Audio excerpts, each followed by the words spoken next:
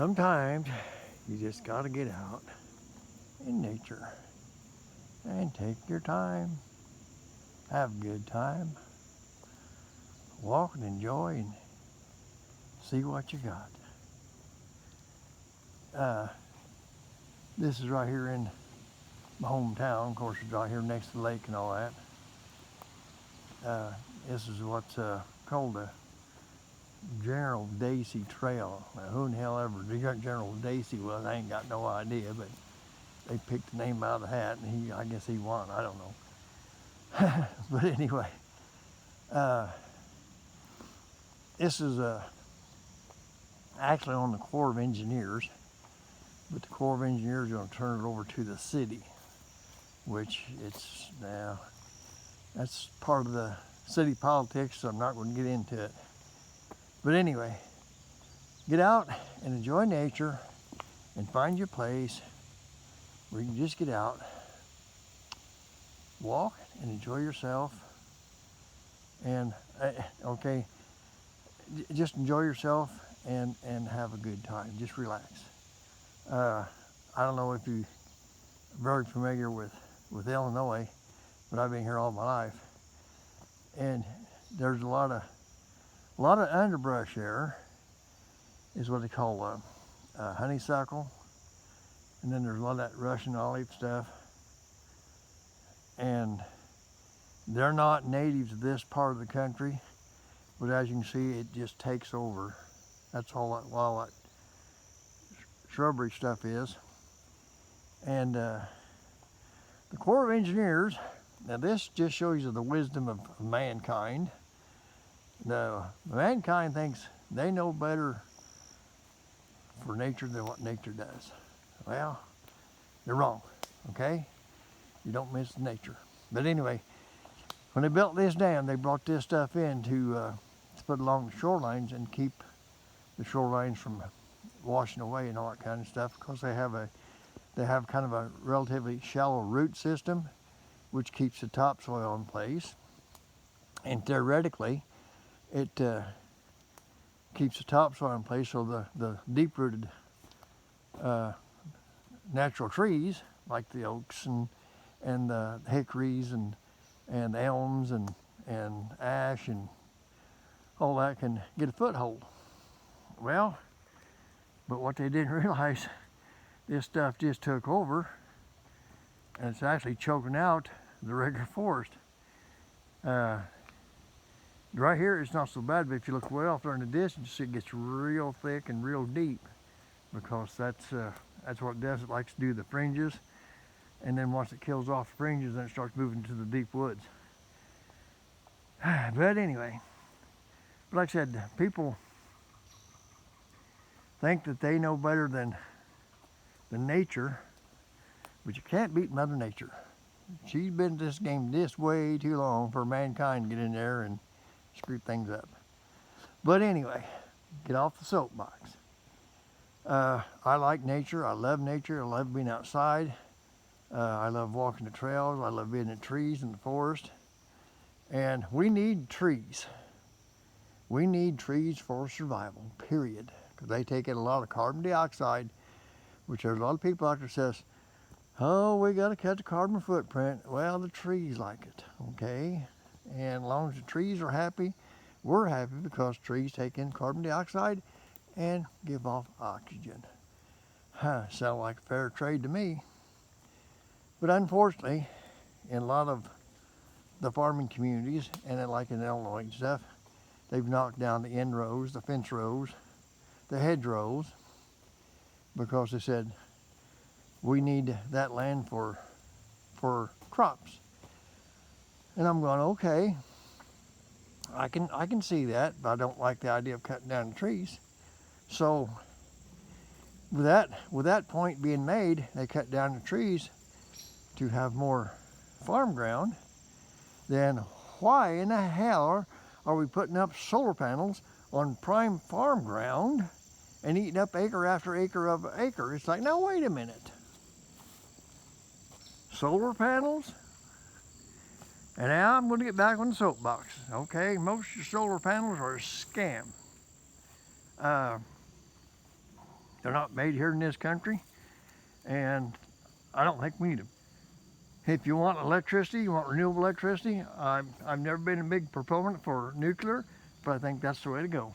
I really do. It's because people don't realize electricity has to be there at all times. You can't just all of a sudden flip a switch and some generator says, oh, you turned on the light switch, so we got to generate more. It's got to be there all the time. But anyway, no, I think we should get back into the nuclear power plants and, you know, even dammed water power plants. You know, it worked for years and it'll still work. It's better than these damn solar panels and wind generators. Would I like to see a renewable energy source? Absolutely. But we're not that far advanced yet. We've got to make a lot of improvements, and we'll have to make a lot of mistakes to come up with what's right. So what you're doing is, you can't throw everything and say, this is what we got to do until then. No, because you're going to build a system that you can't rely on. So I don't know. Anyway, let's just get back to the nature walk. Hell with all this other shit. Yeah, these are these bicycle trails. And unfortunately, everything that goes on, even a simple little nature walk, okay? These bicycle trails, and they are bicycle trails, they're part of the General Dacey Trails. And this is what gets me. They said, well, we do things for everybody. That, you know, this is supposed to be, everybody can use it. Well, that's very true, except for, and here's where I'm going to get picky. If I brought my dirt bike down here, they'd want to hang me at the public courthouse because I destroyed the land. I'm going, now wait a minute here. I made a track, okay? But after you do a track, you won't have the vegetation growing on it, okay? So it'll be easier to walk on. But anyway, they said, well, you're destroying nature.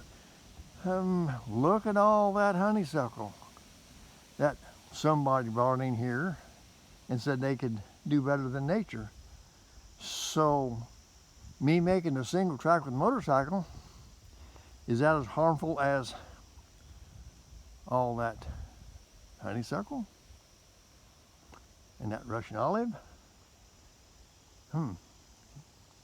Somewhere along, sometimes you kind of go, huh. Be aware of what's going on, okay?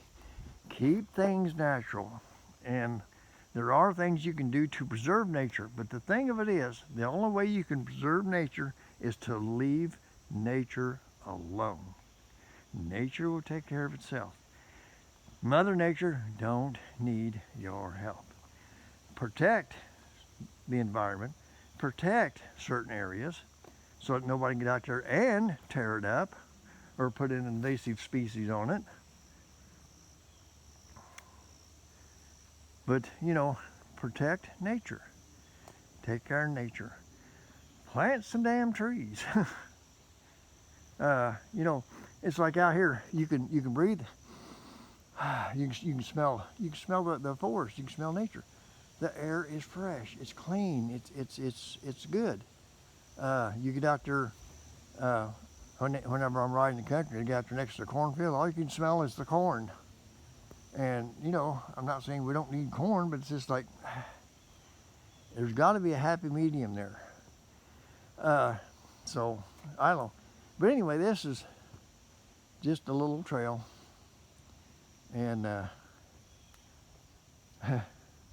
don't know, sometimes I get a little upset because if you're going to do something, if you're going to make an improvement, okay, what you call an improvement, make it good for everybody.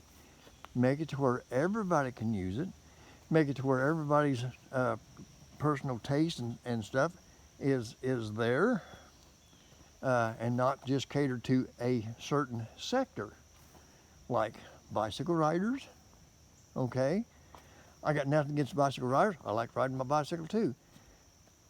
But I think if you're gonna do a bicycle path or a horse trail, then you should have an off-road road for just motorcyclists or four-wheelers. And I know they tear up the ground. I understand that. Yes, they do. I'm not, not an ostrich, not sticking my head in the sand. I know they do damage to the ground and stuff. But that's what I'm saying. You ought to have it, but you got to have an area for them, because some people are different, or all people are different. But anyway, we'll get back to the nature walk. I sometimes think about things. It's like, is there a good answer? That's what's called compromise. You find an answer that's good for everyone. A compromise is a solution that caters to everybody and doesn't single out any certain individual group and benefits them. It's got to benefit everybody.